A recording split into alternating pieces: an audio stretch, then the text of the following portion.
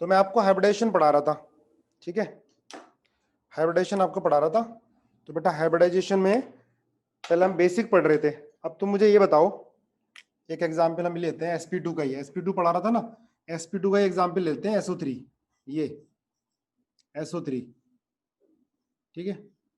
वैसे हाइब्रिडाइजेशन का ये फॉर्मूला भी होता है, number of sigma bond plus number of lone pair, है ना। पाई बॉन्ड पार्टिसिपेट नहीं करता है हाइब्रिडाइजेशन में, number of sigma bond plus number of lone pair. SO2 बता दूंगा, दोबारा बता दूंगा।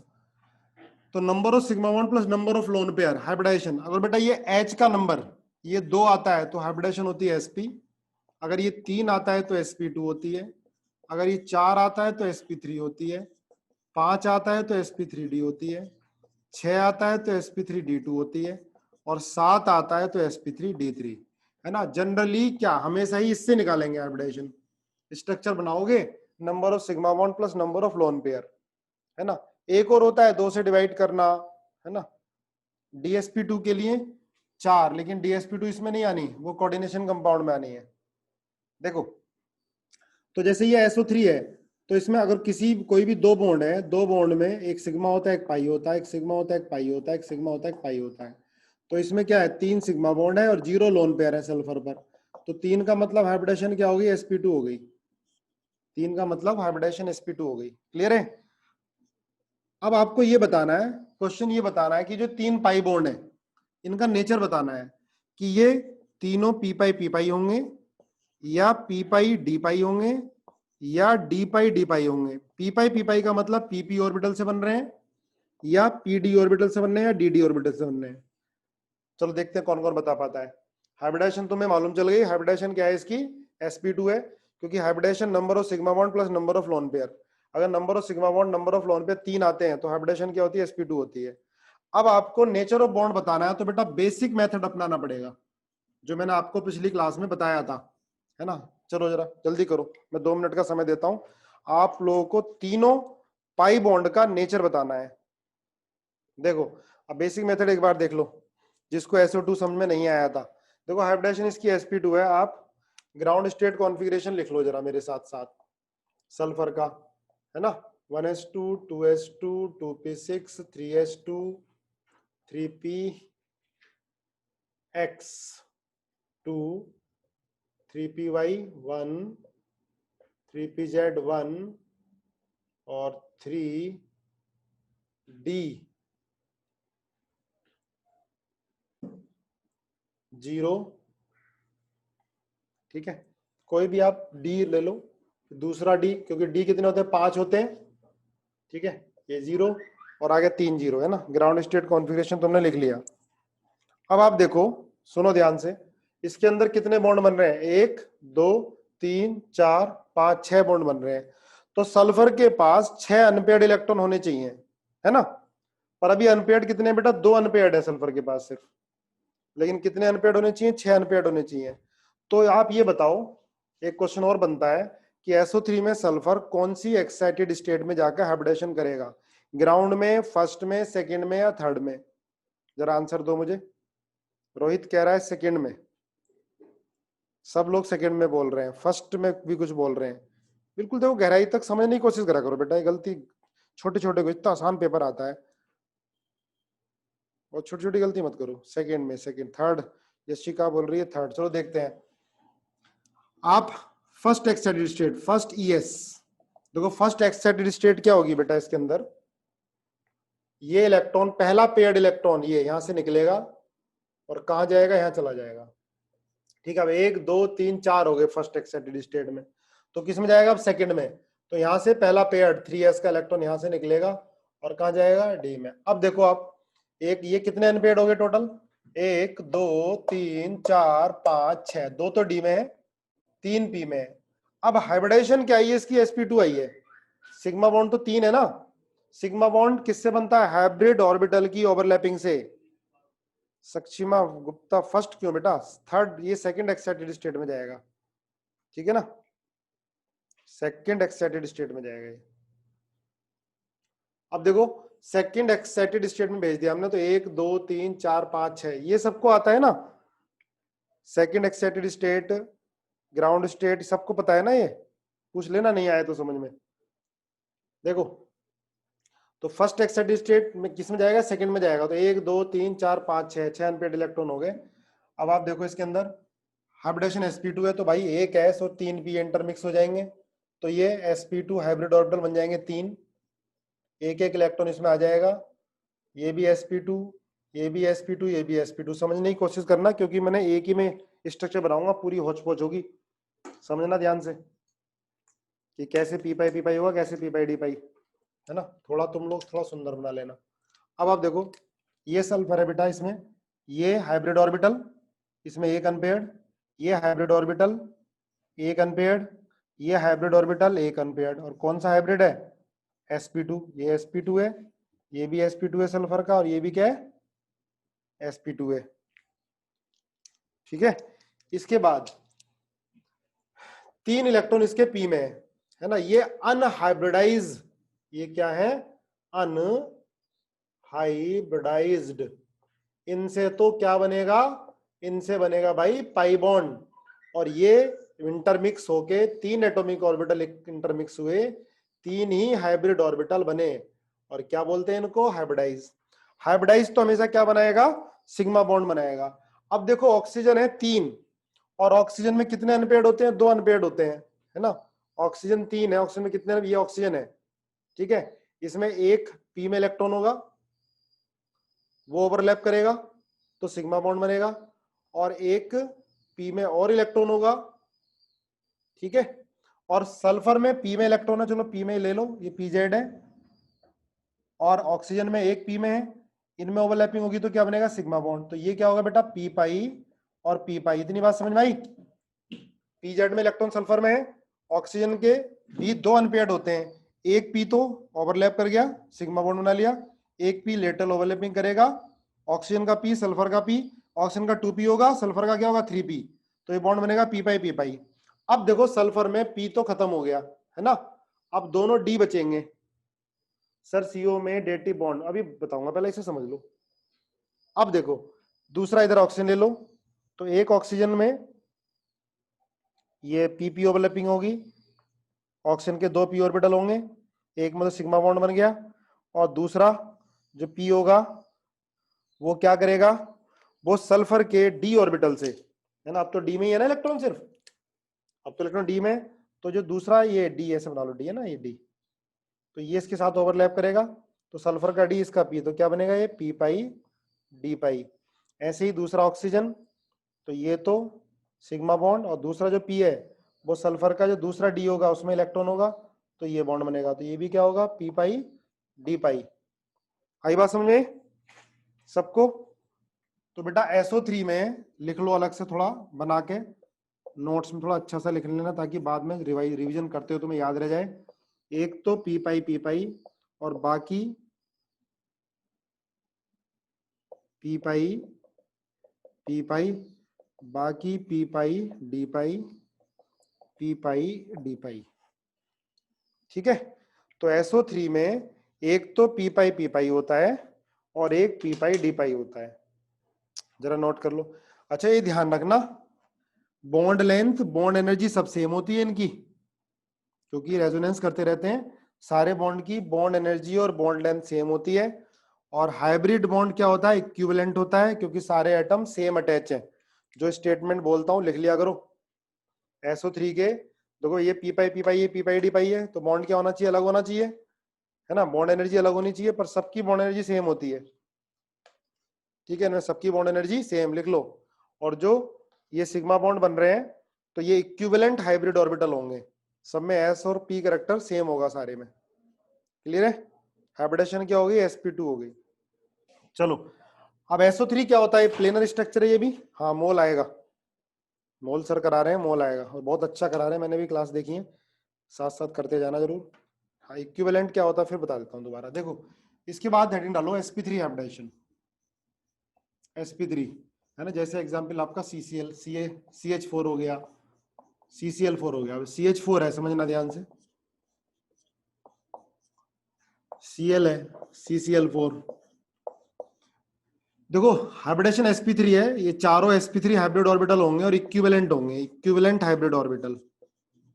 इक्विवेलेंट क्यों बोलते हैं? क्योंकि सारे सेम होते हैं, सारे एटम सेम है ना, तो equivalent hybrid orbital, hybrid orbitals, सारे एटम सेम है। sp3 हाइब्रिडेशन है सारी, ये भी sp3, ये भी sp3, ये भी sp3 और ये भी sp3, ठीक है ना। परसेंटेज ऑफ एस करेक्टर कितना होगा? 25%। परसेंटेज ऑफ पी करेक्टर कितना होगा? 75%। सारे बॉन्ड में, सारे बॉन्ड में, यहां भी ऐसी होगा सारे बॉन्ड में। लेकिन ध्यान रखना बेटा, अगर हमने एक एटम डिफरेंट कर दिया, है ना, एक एटम डिफरेंट कर दिया, तो ये इलेक्ट्रोनेगेटिव एटम लग गया। इलेक्ट्रोनेगेटिव एटम क्या करता है? जहां पर अपना पी करेक्टर बढ़ा देता है बॉन्ड को। कहाँ रहना चाहेगा? जहां पर पी करेक्टर क्या होगा? ज्यादा होगा। तो यहाँ पी करेक्टर जो हो जाता है वो ज्यादा हो जाता है, पी करेक्टर मोर, लिख लेना, पी मोर, पी ज्यादा होता है। एस करेक्टर थोड़ा कम, एस करेक्टर यहां पर इस बॉन्ड का less than 25%, P character greater than 75%। जब इसका पी करेक्टर बढ़ा तो इनमें एस करेक्टर बढ़ जाता है, एस करेक्टर बढ़ता है तो पी करेक्टर कम हो जाता है। अब देखो यहाँ सारे बॉन्ड सेम थे, सुनना बहुत ध्यान से, सारे बॉन्ड सेम थे, सब में S character P character same होगा, 25-75, 25-75, 25-75, यहाँ भी ऐसी होगा। लेकिन यहाँ इलेक्ट्रोनेगेटिव एटम आ गया। इलेक्ट्रोनेगेटिव एटम क्या करता है? किस हाइब्रिड ऑर्बिटल में रहना चाहता है जिसमें पी करेक्टर ज्यादा होता है, या कह सकते हो इलेक्ट्रोनेगेटिव एटम अपने बॉन्ड का पी करेक्टर बढ़ा लेगा, तो दूसरे का क्या कर देगा? कम कर देगा। इनका पी कम होगा तो इनका एस क्या होगा? बढ़ेगा, इनका एस बढ़ेगा, एस 25% से ज्यादा होगा इन तीनों का। इतनी बात समझ में आई? तो हम क्या बोलेंगे? इनके अंदर नॉन इक्विवेलेंट हाइब्रिड ऑर्बिटल होंगे। एटम डिफरेंट हो गए तो इनमें क्या होगा? नॉन इक्विवेलेंट हाइब्रिड ऑर्बिटल लिख लो, अगर एटम डिफरेंट हो गए तो, ठीक है। Non equivalent hybrid orbital. अभी इसका बहुत यूज आएगा बॉन्ड एंगल में, बहुत इंपॉर्टेंट है, बॉन्डिंग में बहुत यूज आएगा, इक्विवेलेंट और नॉन इक्विवेलेंट हाइब्रिड ऑर्बिटल का। अच्छा देखो sp3 हाइब्रिडेशन है, बेसिक मेथड से तुम कर ही लोगे इसको, जल्दी से करो एक बार। वैसे तो 4 सिग्मा बॉन्ड 0 लोन पेयर हो गए, तो 4 sigma bond 0 lone pair hybridization क्या हो गई? sp3। चलो देखो आगे। अब इसमें जल्दी से basic method, 1s2 2s2 2px1 2py1 2pz, ये 1 है या 2 आएगा, ठीक है। और अब यहाँ पे कितने अनपेयर्ड हैं? 2 अनपेयर्ड हैं, पर चाहिए कितने? 4, क्योंकि हाइड्रोजन 4 है, तो किस में जाएगा? देखो ये ग्राउंड स्टेट है, तो ये जाएगा एक्साइटेड स्टेट में। समझ गए क्यों भेजा एक्साइटेड स्टेट में? 2px, हमने गलत कर दिया ना, 2 4 6 ये आएगा, ठीक है। 2 अनपेयर्ड है, पर कितने अनपेयर्ड चाहिए हमको? 4 अनपेयर्ड चाहिए, तो ग्राउंड स्टेट है, ये एक्साइटेड स्टेट में जाएगा, क्या बना लोगे? 2px, ये 1 हो जाएगा, ये 1 हो जाएगा, 2py 1 हो जाएगा, 2pz 1 हो जाएगा। अब इन सबकी एनर्जी लगभग बराबर होगी, सारे इंटरमिक्स हो जाएंगे, इंटरमिक्स होके 4 हाइब्रिड ऑर्बिटल बन जाएंगे, बना लो साथ साथ, सब में एक एक इलेक्ट्रॉन बढ़ जाएगा, क्योंकि एनर्जी क्या होती है? हाइब्रिड ऑर्बिटल की सेम होती है, और शेप भी क्या होती है? सेम होती है, ठीक है। तो अलग अलग थोड़ा साफ बना देता हूँ। हाइब्रिड ऑर्बिटल 4 बन गए ना, ये भी sp3, ये भी sp3, ये भी sp3 और ये भी sp3। तो ये sp3 hybrid orbital, sp3 orbital, sp3 orbital, ये भी sp3, सब में एक एक इलेक्ट्रॉन बांट दो और हाइड्रोजन को ओवरलैप करा दो, ठीक है। ये अपोजिट स्पिन होगी, सही कर लेना। सारे बॉन्ड क्या होंगे बेटा? इक्विवेलेंट होंगे। एंगल कितना होगा? 109 डिग्री होगा, 28 मिनट, एंगल 109 डिग्री 28 मिनट, ध्यान रखोगे, ठीक है। और कितने एंगल होंगे टोटल 109 डिग्री 28 मिनट के? जल्दी बताओ, how many angles? Question IIT में पूछा गया है, मेडिकल में भी रिपीट हो सकता है। 6 है ना, 6 एंगल होंगे, 4 नहीं ज्योति, 6, 6 देखो ये होती है शेप, ये शेप होती है ना, ये देखो इसके बीच में 1 2, इसके बीच में 3 4 5 और 6, टोटल 6 होते हैं, है ना। ये सारी पोजीशन इक्विवेलेंट होती हैं, है ना। ऊपर से इनके बीच में 3 हो गए, फिर आपस में इनमें 1 2 3 4 5 6, क्लियर है ना। टोटल कितने होंगे, 6 होंगे। ये शेप प्लेनर होती है नॉन प्लेनर होती है, बताओ जरा। ये टेट्राहेड्रल शेप प्लेनर होती है नॉन प्लेनर? नॉन प्लेनर, बिल्कुल सही है। ये क्या होती है, नॉन प्लेनर होती है, लिख लो। Tetrahedral shape non planar. Non planar का मतलब है सारे एटम एक प्लेन में नहीं आते। अगर आप एक प्लेन इसे काटने की कोशिश करोगे तो ऐसे काटोगे ना, ऐसे, तो 1 2 3 ही एटम आ सकते हैं। ये पांचों atom, 1 carbon 4 hydrogen, can not lie in a plane, एक प्लेन में नहीं आ सकते। एक प्लेन में मात्र कितने एटम आएंगे, 1 2 3, 3 ही आ सकते हैं। ये बात हजम हो रही है क्या बोलना चाह रहा हूं मैं? स्टीरियो में बहुत यूज होने वाला है इसका, सबको हजम हो रही है? पूछ लिया कि एक प्लेन पास करोगे तो कितने एटम आ सकते हैं, तो मैक्सिमम 3 आ सकते हैं, है ना। ऐसे पास करोगे ना, ऐसे, तो 1 2 3, कैसे ही पास कर लो, ऐसे करोगे तब भी 3 आएंगे, ठीक है। चलो समझने की कोशिश करा करो, पेन लेके बैठा मेरे साथ शेप बनाया करो। तो ये टेट्राहेड्रल है, नॉन प्लेनर ज्योमेट्री है टेट्राहेड्रल। अब सुनो ध्यान से, तो जब सेम एटम है, चलो बॉन्ड एंगल आगे बताएंगे फिर। अब BF4 माइनस बना लो जरा जल्दी से। BF4 माइनस का स्ट्रक्चर बनाओ फटाफट, है ना। हाइब्रिडाइजेशन ज्योमेट्री क्या होगी, टेट्राहेड्रल होती है। BF4 माइनस, देखो बोरॉन 1 2 3, 3 फ्लोरीन दे दिए और 1 फ्लोरीन F माइनस बच गया। देखो जनरली हम माइनस या इलेक्ट्रोनेगेटिव एटम पे लेंगे, और इसका ऑक्टेट क्या इनकम्प्लीट है बोरॉन का, तो क्या करेगा इसे, कोऑर्डिनेट। कोऑर्डिनेट बॉन्ड या डेटिव बॉन्ड एक ही बात होती है, कोऑर्डिनेट बॉन्ड और डेटिव बॉन्ड। और तुम्हें बड़ा कंफ्यूजन रहता है, कोऑर्डिनेट बॉन्ड को सिग्मा लेंगे पाई, अगर बेटा ये सिंगल होगा तो सिग्मा, अगर किसी के साथ होगा तो पाई। तो हाइब्रिडेशन निकालोगे तो कितने सिग्मा, 1 2 3 4, 4 सिग्मा है, लोन पेयर कितने, 0। 4 का मतलब हाइब्रिडेशन क्या होगी, sp3, और क्या होगी, टेट्राहेड्रल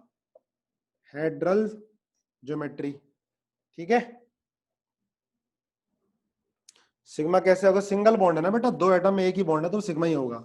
अगर किसी के साथ है, जैसे CU है, समझो ये CU है, तो ये बन गया भाई 1 2 3 4 इलेक्ट्रॉन होते हैं, ऑक्सीजन में कितने होते हैं, 1 2 3 4 5 6 होते हैं। तो चलो यहाँ पर ऑक्सीजन का तो 1 2 3 4 5 6 पूरा हो गया, और कार्बन का 1 2 3 4। अब ऑक्सीजन क्या करेगा, इसे कोऑर्डिनेट कर देगा। तो अब इसको पाई काउंट करोगे, 1 सिग्मा 2 पाई, ये बात समझ में आई। सीओ में 1 सिग्मा 2 पाई है, यहाँ पर जो कोऑर्डिनेट बॉन्ड है वो पाई है ना। चलो और एग्जांपल बताओ, PCl4+ बनाओ जरा जल्दी से, PCl4+, स्पीड से, PCl4+, P 1 2 3 4, 1 2 3 4 प्लस, मतलब भाई फॉस्फोरस में कितने होते हैं, 5 होते हैं। फॉस्फोरस में 5 होते हैं, 1 प्लस का मतलब 4 रह गए, भाग गया 1। निगेटिव साइन एस हाइब्रिडाइजेशन पर कोई इफेक्ट नहीं पड़ता। निगेटिव साइन का फर्क पड़ता है बेटा हाइब्रिडाइजेशन पर, गरिमा। अगर सेंट्रल एटम पर नेगेटिव चार्ज आएगा तब फर्क पड़ेगा।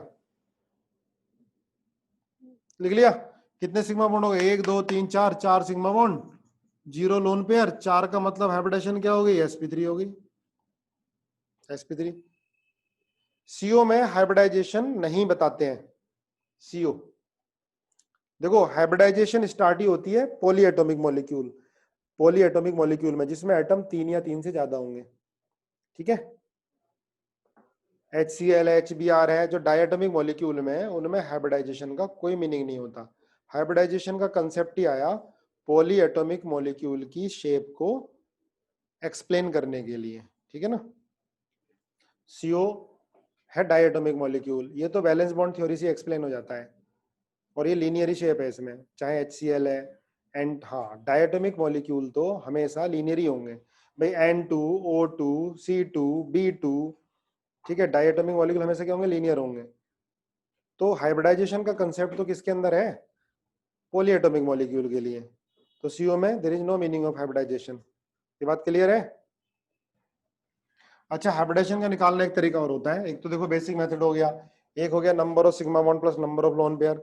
एक क्या होता है जो तुमने सबने पढ़ाई है बचपन में, कि अगर टोटल वैलेंस इलेक्ट्रॉन 8 आ जाते हैं तो 2 से डिवाइड कर दो, ठीक है, 2 से डिवाइड करो। डिवाइड करने के बाद ये जो है, अगर ये 4 है तो sp3 हाइब्रिडेशन, 2 है तो sp2, 3 है, 2 है तो sp, 3 है तो sp2। अगर नंबर 8 से ज्यादा होता है, जैसे 16, 8 से ज्यादा किससे डिवाइड करते हैं, 8 से डिवाइड करते हैं, है ना। 2 आ गया तो हाइब्रिडेशन क्या हो गई, sp हो गई। जैसे एग्जांपल दिया था CH4, भाई CH4 में कार्बन में कितने हैं, 4 हैं, हाइड्रोजन में कितने हैं, 4 हैं, 4 और 4 कितने हो गए, 8 हो गए। किससे डिवाइड करोगे, 2 से डिवाइड करोगे, तो कितना आ जाएगा, 4। 4 का मतलब हाइब्रिडेशन क्या होगी, sp3, है ना। अब जैसे CO2 है, CO2 में कार्बन में कितने हैं, 4, ऑक्सीजन में कितने हैं, 6, लेकिन टोटल ऑक्सीजन कितने हैं, 2 हैं, कितने हो गए, 12। 12 और 4 कितने हो गए, 16। 16 को किससे डिवाइड करोगे, 8 से। अगर नंबर 8 से बड़ा आता है तो 8 से डिवाइड करो। 8 से डिवाइड करने पर कितना आ गया, 2 आ गया, तो 2 का मतलब हाइब्रिडेशन क्या हो गई, sp हो गई। ऐसे बेटा SO3 है, SO3 में क्या होगा, सल्फर कितना है, 6 है, ऑक्सीजन कितना है, 6 है, कितने हैं, 3, 18। 18 6 कितना हो गया, 24। 24 को किससे डिवाइड करोगे, 8 से डिवाइड करोगे। 8 से डिवाइड करो कितना आएगा, 3 आएगा। 3 का मतलब हाइब्रिडेशन क्या हो गई, sp2 हो गई। आता ही है ये सारा। जैसे BF4 माइनस है, BF4 माइनस, बोरोन में कितने होते हैं, वैलेंस में 3 होते हैं, फ्लोरीन में कितने होते हैं, 7। 4 है तो कितने हो गए, 28। -1 है तो क्या करोगे, +1 कर दोगे, ठीक है। -1 है तो +1, कितना हो गया, 32। 32 मतलब 8 से ज्यादा है तो 8 से डिवाइड करोगे, कितना आ गया, 4। 4 का मतलब क्या हो गई, sp3 हाइब्रिडेशन हो गई, ठीक है। अब जैसे CH3 प्लस है तो कार्बन कितना है, 3 है, हाइड्रोजन कितना है, 3 है, +1 का, सॉरी कार्बन 4, कार्बन 4, हाइड्रोजन 3, एक होता है, 3 हाइड्रोजन 3 हो गया, प्लस का -1 करोगे तो कितना आ गया, 6 आ गया। किससे डिवाइड करोगे, 2 से, तो कितना आ गया, 3। 3 का मतलब हाइब्रिडेशन क्या हो गई, sp2 हो गई। क्लियर है। अब जैसे ये है, देखो CH3 माइनस है, कार्बन कितना है, 4 है, हाइड्रोजन कितना है, 3 है, -1 क्या होगा, +1, कितना हो गया, 8 हो गया। किससे डिवाइड करोगे, 2 से डिवाइड करोगे, 4 आ गया। 4 का मतलब हाइब्रिडेशन क्या हो गया, sp3, है ना। आता है ना, ये तो सबको आते हैं, हाइब्रिडेशन निकालनी तो आ गई। फ्री रेडिकल में, हाँ फ्री रेडिकल का, अब फ्री रेडिकल में डिपेंड करता है, मैं भी अलग से कराऊंगा फ्री रेडिकल का, बिल्कुल फ्री रेडिकल का अलग से कराऊंगा। चलो देखो आगे। तो ये था sp3 हाइब्रिडेशन के बारे में बात हो रही थी। अब लिखो sp3d, इसमें बहुत कुछ आपको मिलेगा सीखने को sp3d में। अब sp3d भैया ये ऐसा एग्जाम्पल है जिसके अंदर देखो, पहली बात तो एक s मिक्स होगा, p मिक्स होंगे 3, 2, एक d मिक्स होगा, तब 5 sp3d हाइब्रिड ऑर्बिटल बनेंगे। लेकिन ये पांचों इक्विवेलेंट नहीं होते, नॉन इक्विवेलेंट, ये पांचों इक्विवेलेंट नहीं होते। अब सुनो मेरी बात ध्यान से, चाहे लिख लो, sp, sp2, sp3 और sp3d2।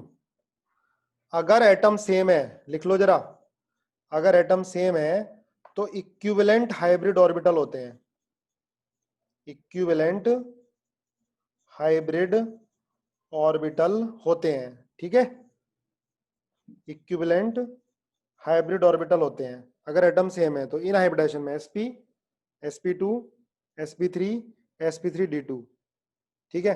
अगर एटम डिफरेंट होंगे तो ये नॉन इक्विवेलेंट हो जाते हैं। If atom different, if atom different होंगे तो क्या हो जाएंगे इसमें बेटा, नॉन इक्विवेलेंट हाइब्रिड ऑर्बिटल। लिख लो जरा, आ जाता है कभी कभी, याद रह जाता है, नॉन इक्विवेलेंट हाइब्रिड ऑर्बिटल, लिख लिया। लेकिन sp3d और sp3d3 इनमें अगर एटम सेम भी है तब भी सारे इक्विवेलेंट हाइब्रिड ऑर्बिटल नहीं होते, अभी समझाता हूं कैसे। सारे इक्विवेलेंट हाइब्रिड ऑर्बिटल नहीं होते, लिखते जाना साथ साथ। अब समझो, PCl5 बेसिक मेथड से करके दिखाओ पहले। डिवाइड करने वाले से तो कर ही लोगे, बेसिक से करो। और किस एक्साइटेड स्टेट में जाके हाइब्रिडेशन करेगा ये बताओ मुझे जल्दी। बेसिक मेथड से करो और किस एक्साइटेड स्टेट में ये हाइब्रिडेशन करेगा ये भी बताओ।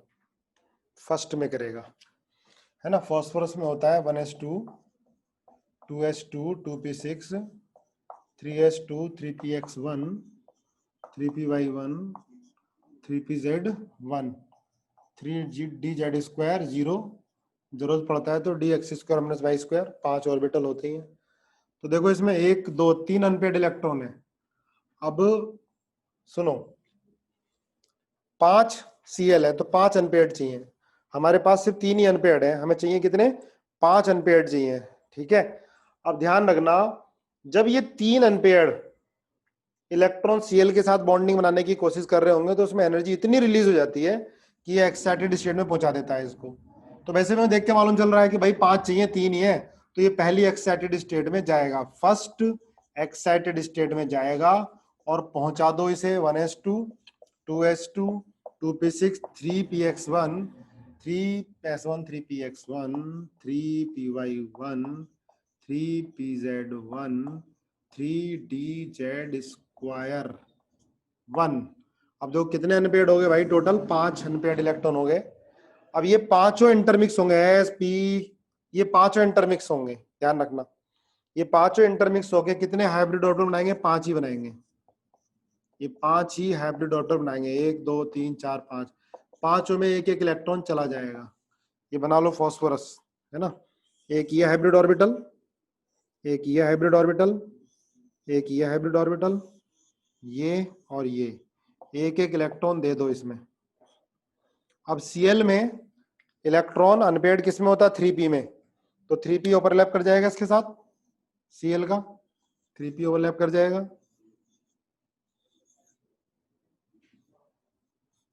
इलेक्ट्रॉन की पेयरिंग हो जाएगी, ठीक है।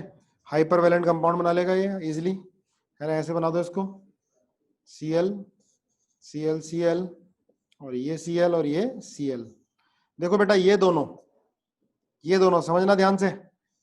ये जो पोजीशन होती है ना, दिस पोजीशन, इसको बोलते हैं एक्सियल, नोट कर लो। और ये जो 3 पोजीशन है इनको बोलते हैं इक्विटोरियल। इन 3 पोजीशन को बोलते हैं इक्विटोरियल। इन 3 पोजीशन को इक्विटोरियल बोलते हैं, ठीक है। अब सुनो ध्यान से, ये 3 एक प्लेन में है। देखो वॉइस क्लियर नहीं आ रही, ऐसा है क्या? निकिता को वॉइस क्लियर नहीं आ रही है, आपको बाकी और बच्चे बताओ? ठीक है, ठीक है बेटा, निकिता आपकी तरफ से प्रॉब्लम है, देखो बाकी सबको आ रही है। सुनो भाई बच्चों, देखो 3 पेन लगाओ ऐसे, ये एक ही प्लेन में 120 का एंगल है, और 2 पेन ऊपर, एक ये और एक ये नीचे। शेप क्या होगी? ये ट्राइगोनल और bi pyramidal, trigonal bi pyramidal, ये शेप होगी ट्राइगोनल बाई पिरामिडल बोलते हैं इसको, ट्राइगोनल बाई पिरामिडल। और एंगल इसमें 90 डिग्री के होते हैं और 180 डिग्री का भी है ये वाला, और 120 डिग्री भी है। कितने 90 के, कितने 120 के, तुम तुरंत बता सकते हो? बताओ जरा, कितने एंगल होंगे 90 के इसमें? PCl5 में 6 होंगे ना, बिल्कुल सही है, 6 90 के होंगे। ये देखो ना 6 भाई, ये एंगल ये है, देखो ये एक तो इस वाले बॉन्ड के साथ, एक इस बॉन्ड के साथ, एक इस बॉन्ड के साथ, ऐसे नीचे एक इस बॉन्ड के साथ, एक इस बॉन्ड के साथ, एक, हाँ 3 120 के और एक होगा 180 का। 3 120 के, एक 180 का होगा, क्लियर है। अब सुनो ध्यान से, ये बॉन्ड लेंथ बड़ी होती है, देख लेना, जो एक्सियल वाली बॉन्ड लेंथ है वो बड़ी होती है और इक्विटोरियल वाली बॉन्ड लेंथ छोटी होती है। एक्सियल एक्सियल जो PCl बॉन्ड होता है वो बड़ा होता है किससे? इक्विटोरियल से। अब इसको एक्सप्लेन करने के लिए बेंट रूल आता है, इसको एक्सप्लेन करने के लिए बेंट रूल। उसने क्या कहा भाई, sp3d जो है इसको दो पार्ट में तोड़ दो, sp2 और pd में। sp3 इसी को एक्सप्लेन करने के लिए कि भाई ये बॉन्ड बड़ा क्यों है, ये दोनों बॉन्ड बड़े क्यों है, ये दोनों छोटे क्यों है। तो ये बॉन्ड बड़े क्यों है, क्योंकि इनमें p कैरेक्टर ज्यादा है। ये pd कैरेक्टर है, या s कैरेक्टर 0 होता है, pd कैरेक्टर होगा और इनमें s कैरेक्टर क्या होगा, s कैरेक्टर 0 इस बॉन्ड में। ये बेंट रूल ने बताया कि s कैरेक्टर 0 होता है, इसलिए ये बॉन्ड बड़ा होता है। देखो बेटा, जब भी p और p कैरेक्टर बढ़ेगा या d कैरेक्टर, तो लंबाई बढ़ेगी, लेंथ बढ़ेगी। s कैरेक्टर बढ़ेगा तो लंबाई कम होगी, लेंथ कम होगी, है ना, ब्रॉड, चौड़ा ज्यादा होगा, ये बल्कि होगा। तो इसको एक्सप्लेन करने के लिए पहले तो एक्सपेरिमेंटल देखा होगा कि भाई ये टूट गया आसानी से, जब इसको हीट किया थोड़ा सा हमने तो PCl3 और Cl2 बन गया। Cl कौन से, ये वाले हटे, इसका मतलब ये बॉन्ड क्या होता है, लंबा होता है, इसकी बॉन्ड एनर्जी क्या होती है, कम होती है। तो बेंट रूल ने क्या कहा, बेंट रूल के अकॉर्डिंग क्या है बेंट रूल, कि भाई जो एक्सियल वाले बॉन्ड है वो लंबे क्यों होते हैं, क्योंकि उनमें पीडी कैरेक्टर आता है। उसमें क्या होता है, पीडी कैरेक्टर आता है। एस कैरेक्टर एक्सियल पोजीशन पे 0 होता है, लिखो इसे स्ट्रक्चर के ऊपर, एस कैरेक्टर 0।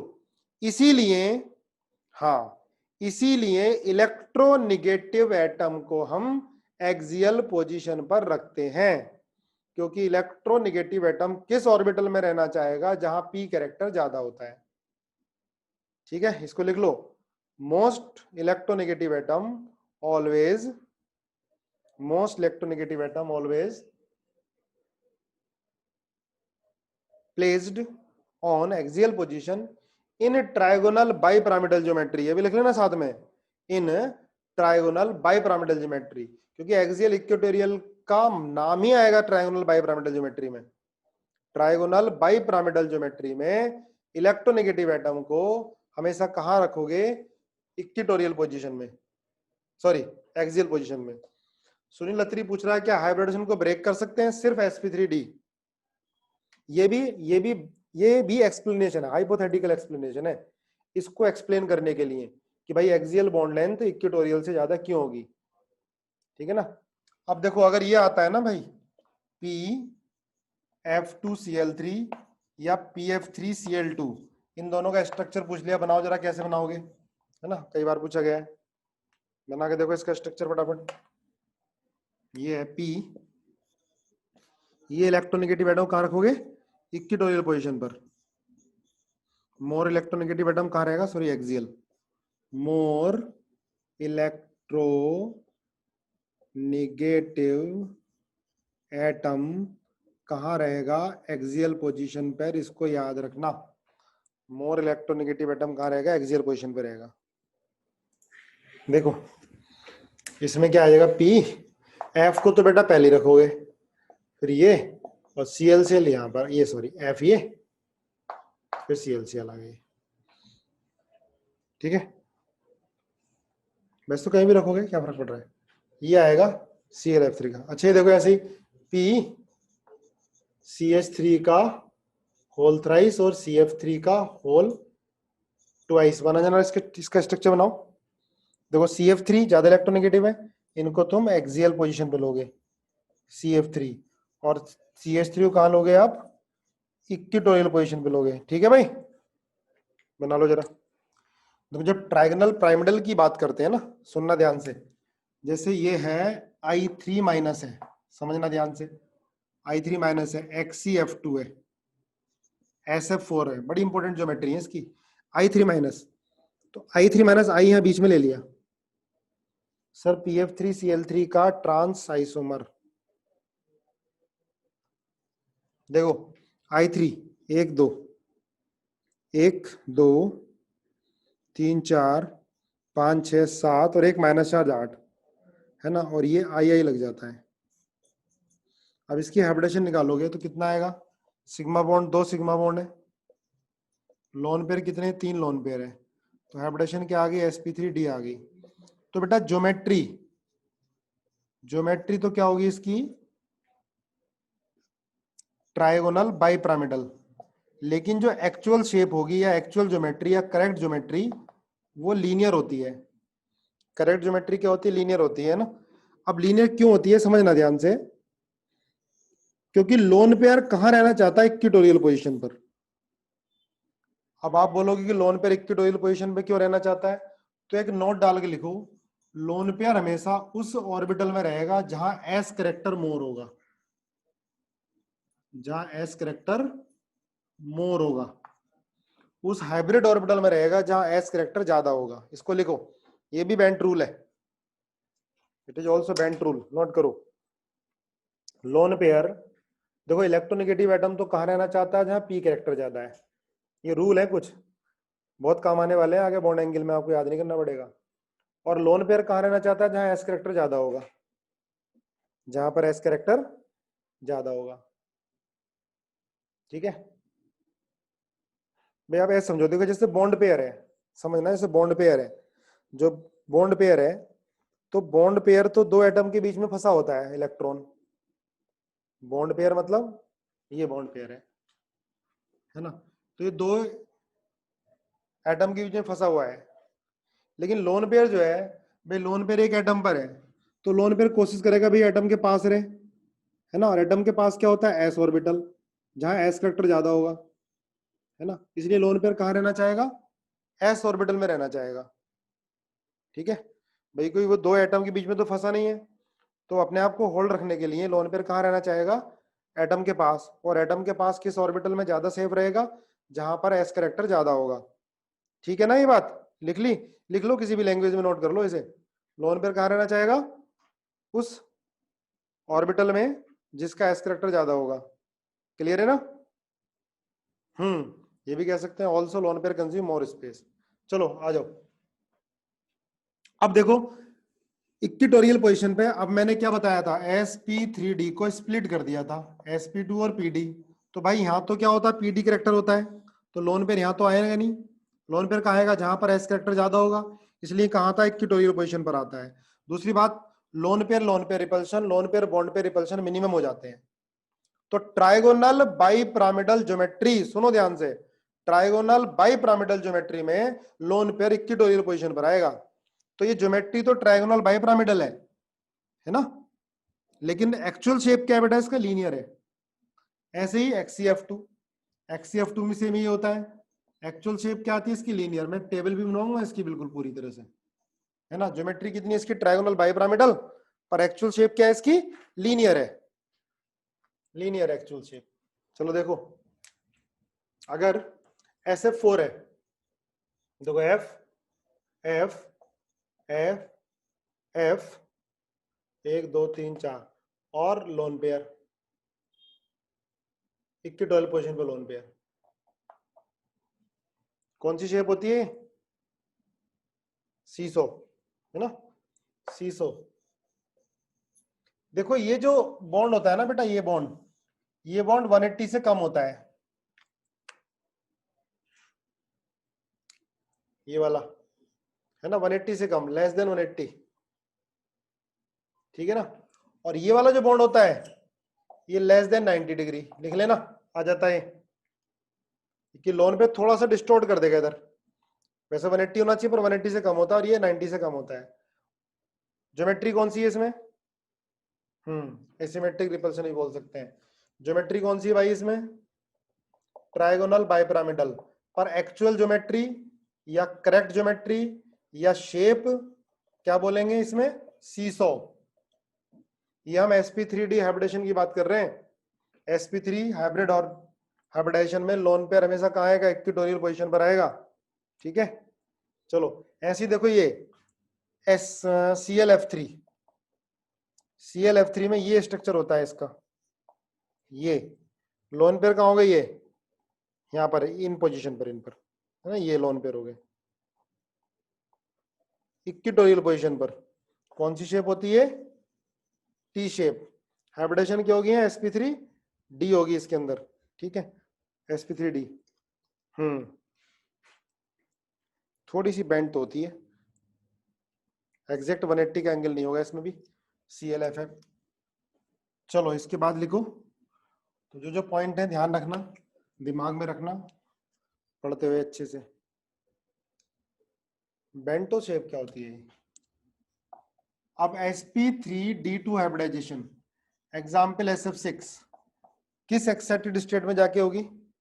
अच्छा एक चीज ध्यान रखना बेटा, sp3d में जो d यूज होता है dz² यूज होता है, ध्यान रखना। ट्राइगोनल बाइपिरामिडल शेप में sp3d हाइब्रिडाइजेशन में जो d ऑर्बिटल यूज होता है वो dz² होता है, d ऑर्बिटल जो यूज होता है वो dz² होता है। इसमें भी कौन सी होगी? सेकंड एक्साइटेड स्टेट होगी, है ना, बना लोगे। ये स्ट्रक्चर होता है ना। ऑक्टाहेड्रल ज्योमेट्री होती है, ऑक्टाहेड्रल। एंगल कितना होता है? 90 डिग्री सारे, ऑल एंगल आर 90 डिग्री, है ना, ये सही है।